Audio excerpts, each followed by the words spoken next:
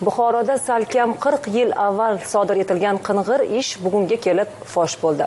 Viloyatda 1988-yilning 5-oktyabr kuni bir ayolni o'ldirgan shaxs oradan 32 yil o'tib ushlandi. Huquq-targ'ibot idoralari xodimlari qanday qilib ushbu jinoyatni fosh etishdi?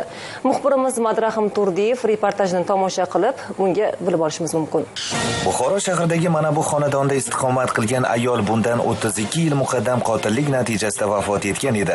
Ayolning beshafqat o'lim topganidan so'ng oradan qancha suvlar oqib o'tdi. Jinoyat ishi esa ochilmasdan qolaverdi. Bir-birini quvlab o'tayotgan yillar go'yoki ushbu qilmishni sodir etgan fuqaroning qachonlardir qilgan aybini allaqachon xalq xotirasidan o'chirib bo'lgandek edi. O'sha kezlarda u 26 yoshni qarshilagan, ursa tog'ni talqon qilgudek kuchga ega azamat yigit bo'lgani ham rost gap. Oradan naqd 32 yil fursat o'tdi. O'tirganida ham turganida ham hadik bilan yashagan fuqaro o'sha mudhish kundagi xotiralar bilan azoblanib yashadi.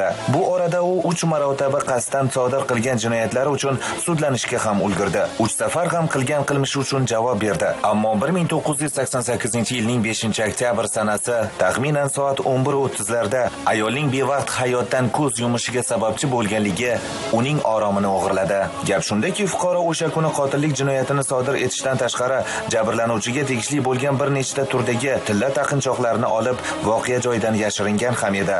Hodisa joyini ko'zdan kechirish jarayonida tergov tezkor guruhi tomonidan noma'lum shaxsga tegishli bo'lgan 7 dona qo'l barmoq izlari olinganligi oradan 32 yil o'tib o'z so'zini aytdi. Romitan tumanining Chandir qishlog'ida yashovchi bugun 60 yoshni qarshilashga yaqin turgan shaxsning qo'l barmoq izlari yaqinda Ichki ishlar boshqarmasi ekspert kriminalistika bo'limi tomonidan mavjud zamonaviy texnikalardan samarali foydalangan holda tekshirilib, o'tkazilgan kriminalistik tadqiqotlar natijasida ushbu jinoyat sodir bo'lgan joydan olingan qo'l barmoq izlari bilan aynan ekanligi oydinlashdi. Eshikni ayol kishi o'tgan. Hamma uyga taklif qildi.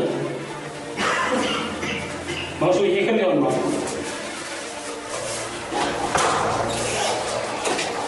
Mana shu yerda men bekasi bilan janjallashib qoldim. Unga jinsel aloqa bilan taklif qilganimdan keyin u menga yo'q deb rad javob bergandan keyin biz bilan mana u bilan janjallashib qolganman. Jahlim chiqib, uydan chiqib ketishimni talab qilib, va shu natijasida ikkalamiz o'rtamizda qattiq janjal chiqib ketdi. Men o'zim bilmagan holatda unga pichoq urganman. Shu joyda unga 3-4 marta pichoq urganman. Qaysi qismlariga? Qorin qismi, ko'krak qismlariga urganman pichoq. Buxoro shahar prokuraturasi tomonidan ushbu jinoyat ishi bo'yicha tergov harakatlari qayta tiklandi hamda mazkur jinoyat ishi doirasida ayblanuvchi bilan olib borilgan tezkor surishtiruv harakatlari natijasida jinoyatni sodir etganligiga to'la to'kis iqrorlik bildirib, qilmishidan chin ko'ngildan pushaymonligini bayon etdi. Bu yorug' olamni erta tark etgan fuqaroning qotiliga nisbatan ayni chog'da tergov harakatlari davom etmoqda. Madrahim Turdiyev, Abdulla Rajabov, Buxorodan tayyorlandi.